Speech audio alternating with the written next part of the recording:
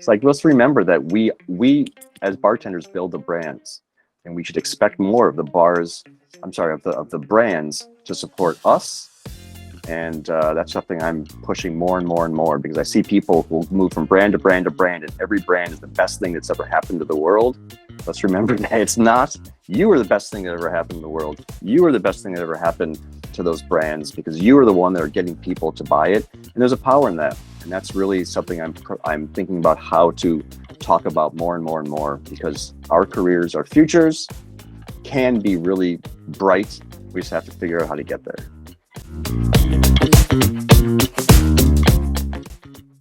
What's up, y'all? This is Jason from Who's My Rep. Today we have Andrew Friedman from Industry Spirits and Scout Spirits. And Andrew, thank you so much for coming on. Tell me, what's your story, man? Thank you. Nice to see you. I was saying to some other people and to you that it's great to see that for all of us who are on Facebook all the time, who spent years kind of playing back and forth with trying to figure out where products are, which distributors have what, that you started this one central repository of all that information, or at least where we can know somebody who knows somebody. So instead of just saying on our Facebook feed, hey, who's got X, and have 6 friends try and hook us up with an ambassador or someone related, now we can go straight for the source. So that's great.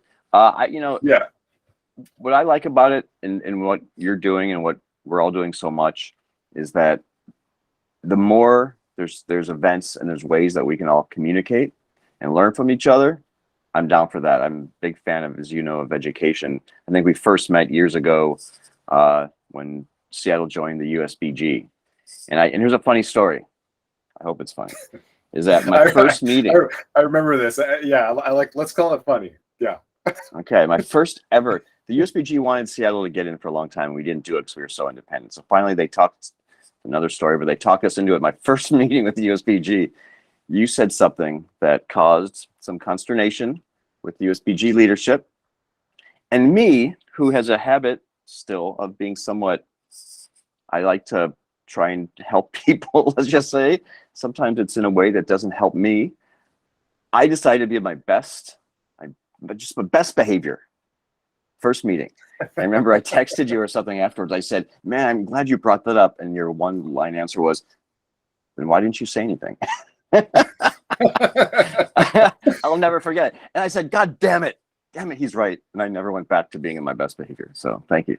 Yeah, well, no, appreciate that. Yeah, that was an interesting time then, and I've learned better manners since. I have slowly but surely evolved my mode of behavior also. But I'm telling you, man, I've told that story probably 50 times to people. It's just sometimes you just have to speak up when it's the right thing to do. It's the right thing to do. Be careful how you do it. But anyway, so yeah, you're continuing to do stuff, so it's great.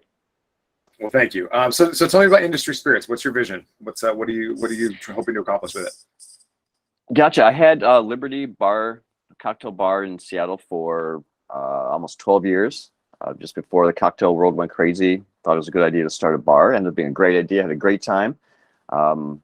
We were really a bar for bartenders to learn how to be bartenders. We had more training than anybody else, and it was wonderful. And at one point or another, about now 4 years ago, I decided, I had a child. I enjoyed hanging out with her, and they were really doing a lot of. It was really a cooperative effort, and they were doing so much. I remember one day I said, "All right, folks, I'm either going to sell the bar to you or somebody else. So let's see how we can do this." And we initially tried to do a co-op bar. That didn't quite work out. So a couple of my coworkers there ended up being able to buy the bar. So I sold the bar to the staff and started up Industry Spirits, which is a Wells company. We all know all the people, our friends who are starting really cool brands. I wanted to start a Wells company because that is where, that's where most of our effort, our action goes. And I think the whole point of Industry Spirits is to hire only industry people, bring them in the company, and provide a next step of a career for people in our industry, and they get a chunk of the company. So that's where I'm doing now. I also have a distribution company called Scout. It's the official name is Society Wine and Spirits, but my portion of it is Scout. We right now, like for instance, we have Hamilton Rums and some cool stuff out of Canada. It's a small distribution company. The whole point is we bring stuff into the Washington market, expand it so another distributor picks it up. Hamilton, just the one brand we just have held on to for a while because we just love that so much, and Ed's in no hurry to run anywhere else. Yeah, the modern day pirate. Um, Yeah, he really is. so that's amazing. So you've cultivated this book of brands that you make available. Sorry, hold on a second. Let me just get my dog. Shut the That's fuck all right. up, dude. Dogs will do that. All right, so I'll edit that out. So you've cultivated this book of brands through Scout that you make available mostly in Washington State, or do you do outside of Washington State? All Washington State. We're kind of thinking about moving into Oregon with working with some other people. Right now, it's just Washington State. I forget, is Washington a control state? No, we is it- privatized okay. about 6 years ago. Okay. I remember that. I remember that there was some kind of hubbub about taxes but did the cost of spirits go up after that? Yeah, there's a couple new taxes added. There's huge taxes anyway. You see when you're in retail, if you walk into one of the few liquor stores, because there's not many, there's a 27% taxes after the retail cost. So it's pretty ridiculous here. So the taxes initially that were put on, some of them bled off after a few years. Some of them have stayed on even they were supposed to. So it's still really expensive to do business in Washington State. Has that put any strain on the buyer supplier relationship? Not really. It's just, I always felt that there'd be a more immediate effect of things like such the high taxes on the products we buy. For instance, I thought the minimum wage going up would have a far more detrimental effect on our industry. And people, it turns out, are pretty resilient. They continue to buy. They continue to, they get used to the pricing, and it doesn't seem to slow them down. Washington sells as a per capita a huge amount of product, even with those high taxes, kind of like Pennsylvania. It's high taxes there, very difficult, but people are drinking. So with industry spirits, are you distilling and blending yourself, or are you buying and no, how does that work? Part of years ago, I got into the ADI, the American Distillers Institute, and I would talk on their panels and be a judge in their contest every year. And one thing I learned is that, and this is also after starting, I was one of the founders of the Distillers Guild here in Washington. And one thing I found is it's really, really difficult to be a distiller. It's really, really difficult to be a distiller and operate long term, and it's exceptionally difficult to be a distiller, operate long term, and then operate profitably. So I have my bottles coming in from China. I have my bottles. They get to Seattle. They send them over to Idaho, where they're filled, labeled, topped, put back in the box, and sent back to me. And my company, Industry Spirits, is with R&DC. And so a chunk of them goes to R&DC. Now, that's a fun story because just before COVID, we got in with what was Young's Market before that. They put in, they didn't have any wells because Southern had kind of taken all the wells. So they said, yeah, we'll make you our well, which I thought was amazing. They ordered 20 pallets, a miraculous order, ordered my glass that day. And then 2 weeks later, my glass company hasn't really been responding. And I thought, that's really bad. What's going on? So I finally got in touch with them. And the woman who I talked to all the time said, we have to apologize. We've all been locked in our houses for 2 weeks. So I'm sorry we've not gotten back to you. And back then I said, what are you talking about? So COVID kind of put a little dent in our growth. We're just now starting to be able to push again this many years later.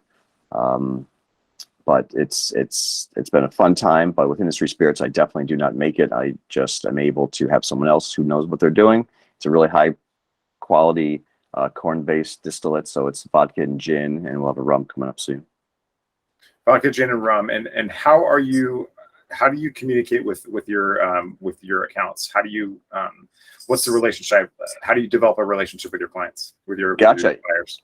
That's one of the best questions. I think you asked a question last week of buyers. How do you want people to reach out to you? And I think the largest percentage said 40-some% said they wanted people to make an appointment. And that was a surprise even to me, because in my bar and most bars, you just kind of get used to the first few days of the week. You're just having people walk in the door. And it just becomes normal. The thought of someone actually like going out of their way to say, hey, I'm going to come by Tuesday at 3. Is that cool with you? Is pretty revelatory, because I don't think that's the standard. But it sounds like, for me, we call them touches. So if you're a buyer or you're working in a bar and the buyer's always around when those brands come in, you'll see the same people come in 3 times, 4 times before you'll see an order taken. Many times, because the first time you go in and introduce yourself, they're busy. The second time you go in, you go back in and say hello. and they're still busy, but they'll talk to you for a few minutes. You hand them some more, the same kind of marketing stuff or samples, and they say, cool, let's chat. We'll chat about it. And it usually takes a while.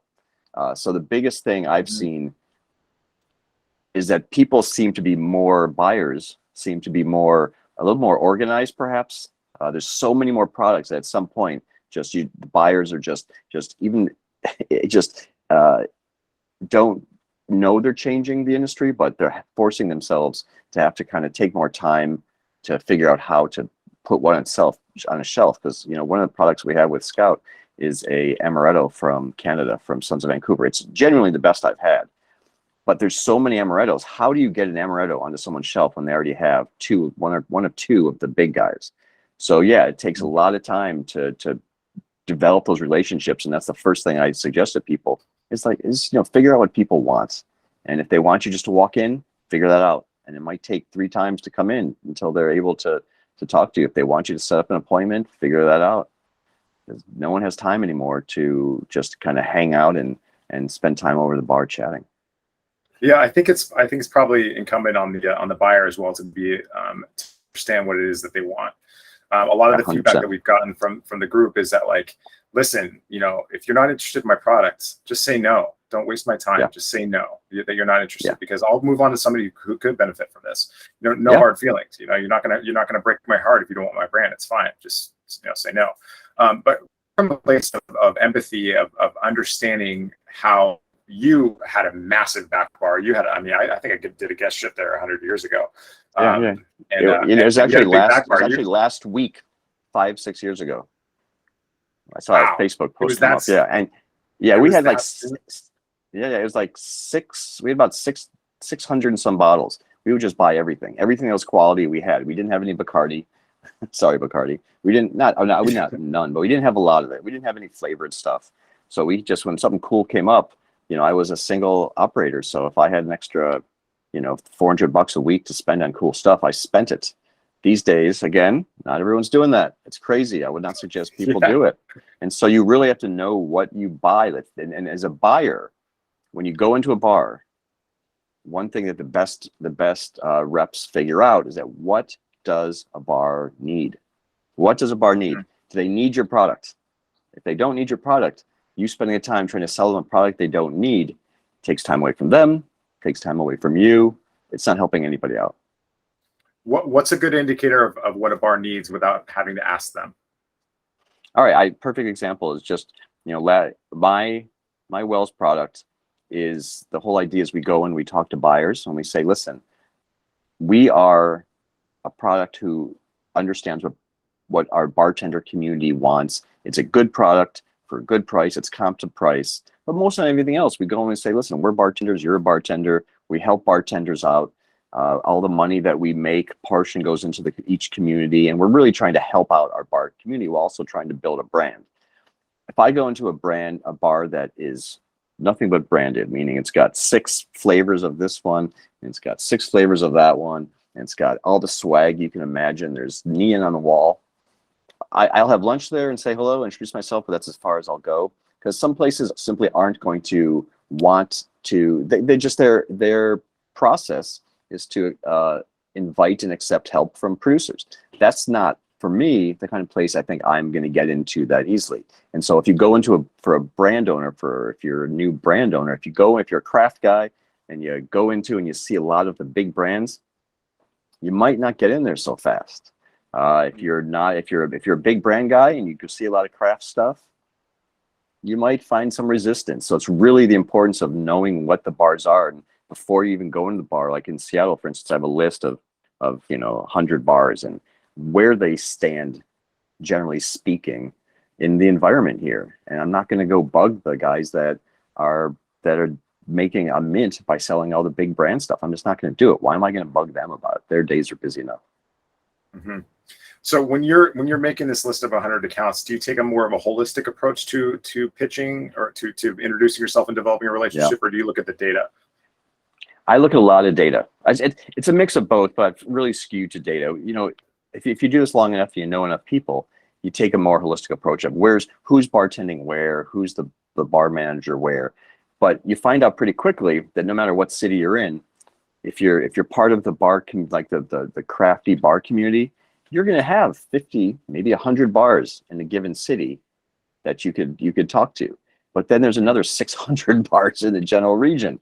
Pretty quickly, you kind of figure out, if you want this brand to grow, you can't just talk to the people you know. You're going to have to branch out. So for me, I take a far more data-based approach. I look to see who's selling what. I find out what they're selling. There's certain brands, I'll be honest with you, certain big well products, I'm going after you. I know that certain products are in certain bars. I'm going after those bars because I want to make sure that I can match their price with RNDC. I can match their processes. In Washington State, RNDC does a great job. So I am looking at all the data to figure out which are the highest probability bars, because it's a well, right? I don't need to have some sort of placement in the best bars, because they're pulling out of the well, they're pouring in vodka soda, they're putting it back, their labels aren't out, all the stuff that we always say. So I'm just going, it's a volume product, a good product. But yeah, the data shows that there's certain kind of places that will take my product more than others. And every brand, every rep needs to know where you sit in that ecosystem and how to fit in there. Like, you're not going to get a penguin in the Amazon. So don't try. So what kind of metrics and what kind of data do you look for to help you make decisions and where to go, how to operate, what to do today? What I do is, the first thing I look at is what type of bar they are. Are they a volume bar? If they're a volume bar, it's split into two categories. Is it a volume bar that is a bought bar, meaning the distributor, mostly the southern guys, go in there and they're able to spend the money to buy shelf space? If they are, I don't tend not to work with them. I tend not to mess with them and take time at this point trying to convert them, because they're not going to go my way. So a lot of the data is about who's buying the products, who has a lot of their back bar already, how much volume they go through. There's a lot of power in the well. So if you're taking Taka as your vodka, you might actually get a chance at one of those Pappy products, right? So it's a lot of effort to figure out, within a specific criteria of what I know already is who is my buyer, to kind of figure out, are they the type of people? So another thing we look for, just specifically, is we talk to our reps and find out who they used to be with. There's a lot of ways you can work with reps for the distributors to really have them give you a lot of the information you need to know, because they know a terrific amount of they're very data driven. So they know exactly kind of who might be the best first targets. Well, so you rely very heavily on the distributor reps in RNDC in Washington State, correct? Correct. Okay. Well, I'll go back on that. Hold on a second, real fast. I can go back on that. I really don't. Because of the time it's taken for us to get off the ground, they don't have as much faith in us they might have had at the beginning. So it's really us right now doing a lot of work to reintroduce ourselves just in the last months, really, to our customers, to the market. But generally speaking, yes, if you can find reps that are helpful, if you can find rep managers that are helpful, it's an accelerator beyond, I think, anything else, which is probably where you were headed towards. Yeah, I'm just curious, like, what is an intangible motivator? Like, if you're a small startup brand and you don't have a lot of money, how do you motivate people to get excited about your brand, without having to do crazy cash bonuses and stuff? I'm not sure what the rules are in Washington State about what you can and can't do. Those are the same rules everywhere. They do it anyway. I hear what you're saying. So when I did ADI, every year I would do this panel discussion for new brands about how to get to a distributor and therefore get to a consumer. And I would have the same thing I'd say every year. I'd say to the 150 people in the room, I'd say, all right, raise your hand if you have a new brand. And all their hands would go up. I said, all right, raise your hand if you remember, keep your hand up if you remember that moment that first bottle got off your line, you're holding in your hand, and the first thing you thought was, how the hell am I going to sell this right now? And like half the hands would stay in the air, because people don't really spend a lot of time thinking about what to do with the bottle. They have this ideation of having this brand.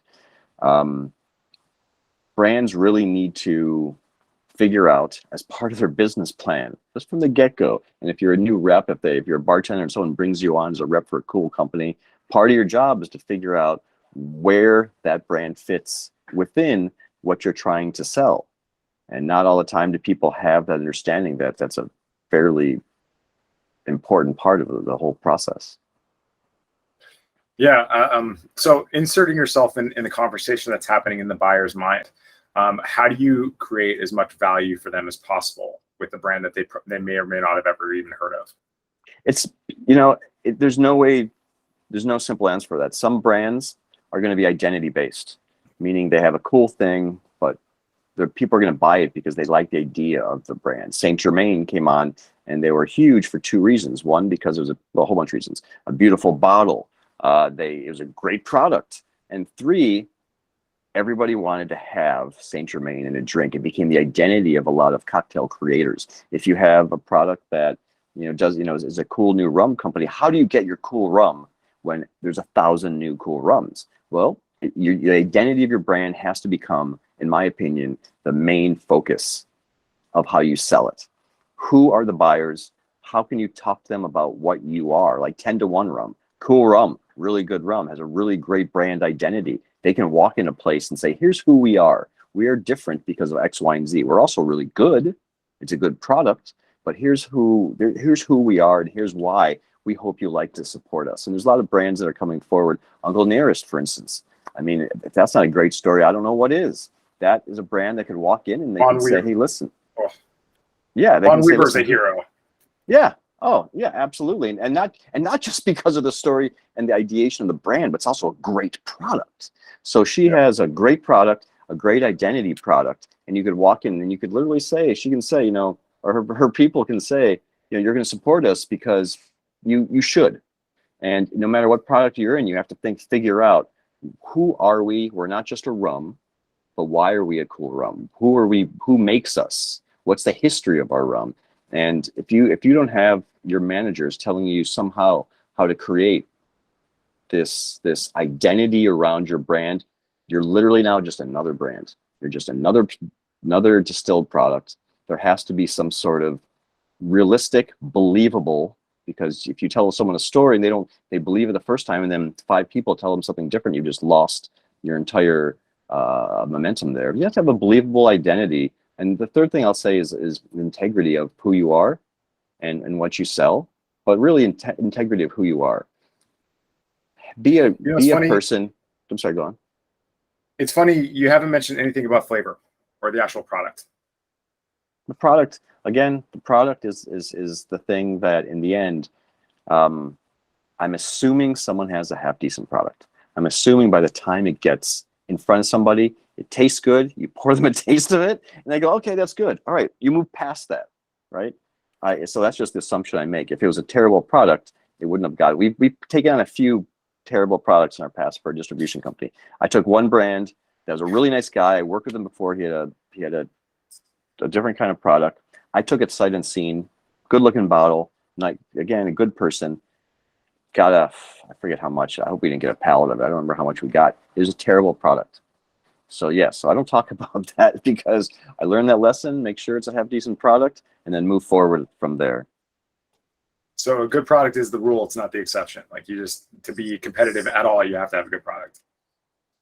Folks, if you don't have a product that not just a bar manager will think tastes good, that if the bartenders think it'll taste good, that the bartenders want to either put in a cocktail on the menu or just at least have it available to them, then they'll buy the first bottle because they like you. But then that second bottle. Yeah. If we're to teach a master class on how to buy a spirit and how to evaluate what a good decision is for a buyer, how would you characterize that? We do that, and I've done that at Liberty. We did what's called training Tuesdays. Where every Tuesday, the entire staff and a staff of anybody could come in and just do whatever, be part of our training. And part of it was how to look at a product and figure out if it's going to work within the environment of your business. At Liberty, we had at some point a 30, 40 drink menu. It was insane, but we were having fun. I wasn't doing any pricing back then. I didn't know how much my menu cost. It was just fun. We had all these cool products. Let's put them all in a drink. But at some point, we kind of figure out we have to stop doing that. It's not helping anybody out. We're not going to stay open if we keep doing that. So part of every once in a while, we do a class on pricing of how much does a product cost and what category is it, meaning how often will it get used. So if you have rum, for instance, and a third of your menu is rum, and you have only 15 drinks on your menu, if that, right? Most places don't have quite 15 drink menu. They have less than that. They're a very tight menu. That means you might have 3 or 4 rum cocktails on that menu. Now you have to figure out where it fits within the 3 or 4 drinks, because each drink is going to be very specific. You're going to have a sour, you're going to have a fruity one, you're going to have a cocktail forward drink. So we taught people how to look to see where their product could fit within that, how to cost it out, where it fits and where it doesn't. Because that's a good thing right there, is that if you know your product's a little more expensive, all right, so now it's a little bit of a tougher sale, because now you have to get past that. What you say to people then is, listen, I know I'm 5, 8, 10 bucks more than my direct competitors, but here's how it fits. And you have to figure out how it fits. I can't tell you right now how it fits, but you have to figure out, if you're $10 more per bottle, which 15 pours, you're an extra, 80 cents or whatever, 75 cents per pour. You better convince them that that's extra 75 in price is going to be good, because it either looks cool on the menu, so therefore it leads a better feeling to the bar, or you're going to sell more because I, meaning the rep, the ambassador, is going to do something that cause people to want to buy it. Those things you better figure out. You better figure out how it fits, because if that bar doesn't have anything more than $12, $14 for a drink, how is your product going to fit with a bar that has a menu of only $12 to $14? Mm-hmm. It sounds to me like you're like you've transcended this space of being a buyer and a seller. Like you offer more of a consulted service where you're connecting brands with the right people, rather than saying, here's my thing, I got to sell this, this is the best deal you're going to get, and making it more transactional. What would you say to that? I would say, if you read my initial business plan, part of it was we were literally going to be consultants for bars to help them learn to be more profitable. What we found pretty quickly is that no, most places don't want that. The Right. places that know they want it are already doing it. The places that don't know they want it or need it don't have the time to talk with me about me telling them how to make an extra, $2 a drink, because sometimes they can, or the owners make a lot more money, or the bartenders. If they're not ready for it, they're not ready for it. So yeah, that is a place where we're at. It is something we try to do. It's just, you're either consultants or not. And the consultants know there's one place they go for. Big menu, big dollar businesses. They go for the chains, because the smaller guys either don't have the money to do it or don't know they should be doing it. So right. Was there anything else you want to shout out or add?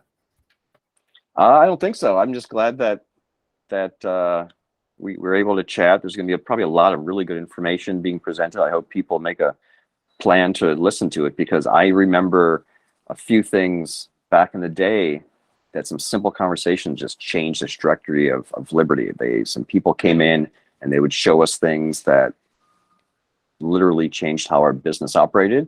And those people right now are the people that are leading our industry in many ways. So definitely listen to them, see what they have to say. And the biggest part I would say is, what I really want to impart with industry spirits is, and this is where I sometimes get in trouble, so I'm trying to be diplomatic here, is that the bar industry, what we're doing, what your career is like, is going to be a big chunk of the rest of your life. And it sounds like kind of a high arch idea there, but we spend years behind a bar doing one thing. And a lot of people will get in a position where for years later, they'll say, okay, I've had a great time, a great career making drinks, but I have a family now, I need to do more. And I would like for people to think more about, like, come up with a 5-8 year plan. And that's something I'm trying to figure out how to put together a program for that, so people know that, what am I going to be doing in 4 or 5 years? Am I going to be an accountant? Dave Nelson in Seattle, awesome guy, one of the best bartenders, 10 years ago, just bolted, and he said, I'm going to school for finance. And I will never forget that. And today he's got great kids, he's got a great career, was one of the best bartenders, but he decided that he knew his path was something different. So I'd like people to be able to think about that and become part of what we talk about.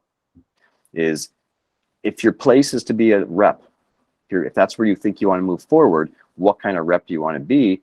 And more than anything else, let's start supporting the companies or the people who are our friends. So I know the big brands are really good at creating identities around us supporting them, but folks, ask for them to support you, and not just in a piecemeal, like they have Gay Week because it's in their marketing budget every year. It's like, let's remember that we as bartenders build the brands. and we should expect more of the bars. I'm sorry, of the brands to support us. And that's something I'm pushing more and more and more, because I see people who move from brand to brand to brand, and every brand is the best thing that's ever happened to the world. Let's remember that it's not. You are the best thing that ever happened in the world. You are the best thing that ever happened to those brands, because you are the one that are getting people to buy it. And there's a power in that. And that's really something I'm thinking about how to talk about more and more and more, because our careers, our futures can be really bright. We just have to figure out how to get there.